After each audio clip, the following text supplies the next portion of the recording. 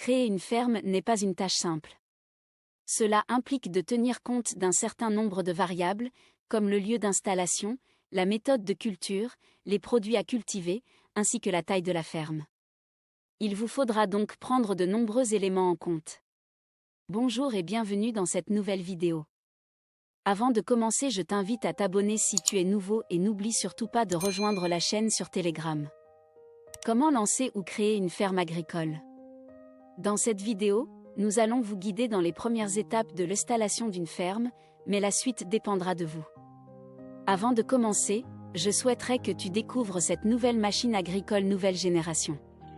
C'est sans doute qu'en agriculture on est confronté aux problèmes de travailleurs et des fois on a plusieurs choses à faire à la fois. C'est une machine qui a plusieurs fonctionnalités appliquées au champ. Tu peux effectuer le sarclage, le labour minimum, pomper de l'eau, etc. Pour avoir plus d'informations sur l'outil, va en dessous de cette vidéo dans la description et clique sur le premier lien. Maintenant voyons comment installer progressivement une ferme d'agriculture. Je te demande de bien suivre les conseils et prendre note. Étape 1, la planification. C'est la base de la base. Vous devez mettre en place un plan de développement ou un plan de fonctionnement avant de construire ou d'acheter une ferme. Assurez-vous d'avoir bien passé en revue et noté quelles sont vos forces, vos faiblesses, les occasions et menaces qui risquent de se présenter. Cela fait partie de ce que l'on appelle une analyse FFOM. Notez également où vous en êtes aujourd'hui et où vous voulez arriver dans quelques années et comment vous comptez y arriver. Il est également important de mettre sur papier vos buts et objectifs personnels et professionnels supplémentaires, ainsi que vos objectifs financiers et commerciaux. Avant de vous lancer dans votre activité, passez en revue la ferme que vous avez l'intention d'acheter ou dont vous allez hériter en vous renseignant sur la qualité et les caractéristiques du terrain, les forces et faiblesses de la ferme, ainsi que les éléments que vous pourrez éventuellement améliorer. Créez une carte de la ferme sur laquelle vous indiquerez l'emplacement actuel des éléments qui la composent. Si vous le souhaitez, vous pouvez dessiner une autre carte de cette même ferme et y représenter l'organisation que vous avez prévue dans les 10 années à venir, après avoir lancé votre entreprise. Étape 2. Il est important de tenir compte du terrain et du climat. Le terrain détermine ce qu'il est possible de cultiver, comment et où. Tenez compte des caractéristiques topographiques, des contours et de la composition du terrain qui compose votre propriété. Étudiez le sol ou faites en tester un échantillon pour identifier à quel type de sol vous avez affaire et pour savoir s'il est plus adapté à la culture ou à l'élevage du bétail. Si vous avez l'intention d'utiliser votre ferme pour élever du bétail, observez les plantes indigènes qui poussent autour de la ferme, en particulier les herbes. Vous devriez également discuter avec d'autres fermiers ainsi qu'avec le propriétaire du terrain que vous allez occuper afin d'obtenir des informations sur le type de plantes qui ont été cultivées sur ce terrain auparavant, si ce terrain était effectivement cultivé avant votre arrivée.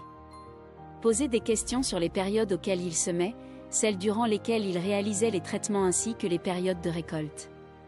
Renseignez-vous auprès des bureaux du département ou de la région pour obtenir une copie des différents rapports sur les événements climatiques qui se sont produits au cours du temps dans la région dans laquelle vous allez installer votre ferme.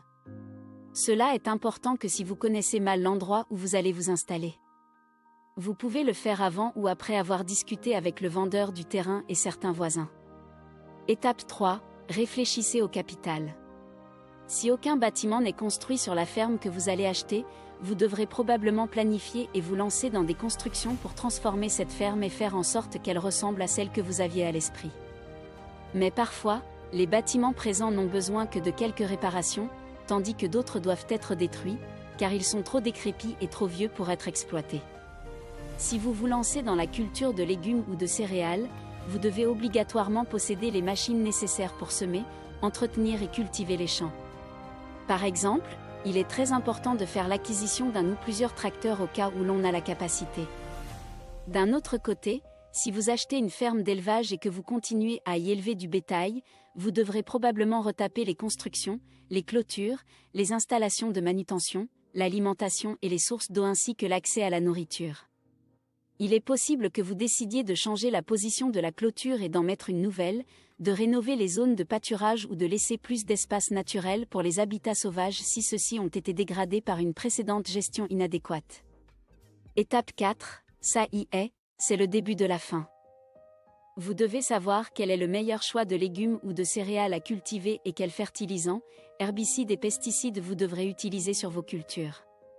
Soyez prêt à devoir vous montrer souple et à apprendre au fur et à mesure. Si vous allez élever du bétail, c'est le moment d'acheter vos animaux. Assurez-vous de commencer avec de bonnes races et non pas avec de vieux animaux d'abattage récupérés chez un autre propriétaire. Continuez sur votre lancée avec ce que vous avez planifié et construit jusqu'à présent, car c'est probablement comme ça que votre affaire va fonctionner.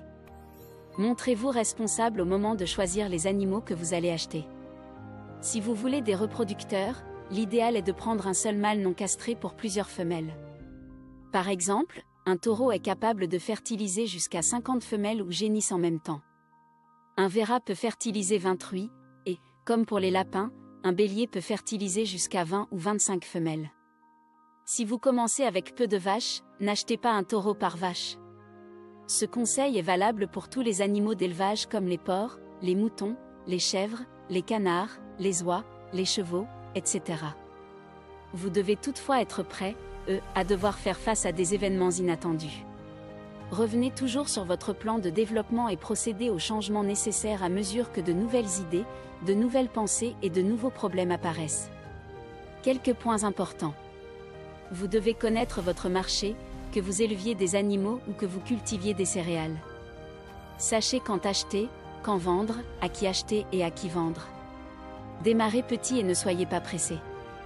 Si vous voulez éviter d'accumuler des dettes et de faire faillite, ne vous lancez pas tous azimuts dès la première année d'activité. Développez votre projet sur 5 à 10 ans.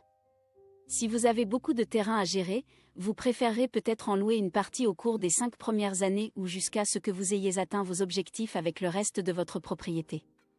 Si vous avez besoin d'aide ou de conseils, n'hésitez pas à vous tourner vers quelqu'un qui vous a devancé. Soyez toujours prêt à devoir faire face à des événements inattendus. Vous ne savez pas ce qui peut se produire lorsque vous commencerez votre projet. Sachez que vous pouvez échouer ou perdre une ou plusieurs fois avant de réussir. Réalisez un budget avant de vous lancer et réfléchissez à la possibilité de faire un emprunt pour lancer votre ferme. Ne vous endormez pas sur vos acquis. Faites toujours attention à votre environnement. Avertissement. Faire un budget est une bonne façon de ne pas faire trop de dépenses lors de vos investissements initiaux. Vos premiers investissements seront supérieurs à vos profits durant les premières années. Diminuez vos coûts autant que possible afin de ne pas être trop dans le rouge. Ne vous surchargez pas de travail. Cela risque de vous pousser à abandonner et vous risquez de faire preuve de négligence et d'avoir des problèmes avec la banque ou votre microfinance. Si cette vidéo t'a intéressé, n'oublie pas d'aimer et de la partager avec d'autres personnes qui pourront en apprendre également. Va dans la description sous cette vidéo pour trouver des informations qui pourront t'aider. D'ici, je te donne rendez-vous la semaine prochaine pour une nouvelle vidéo. Succès à toi!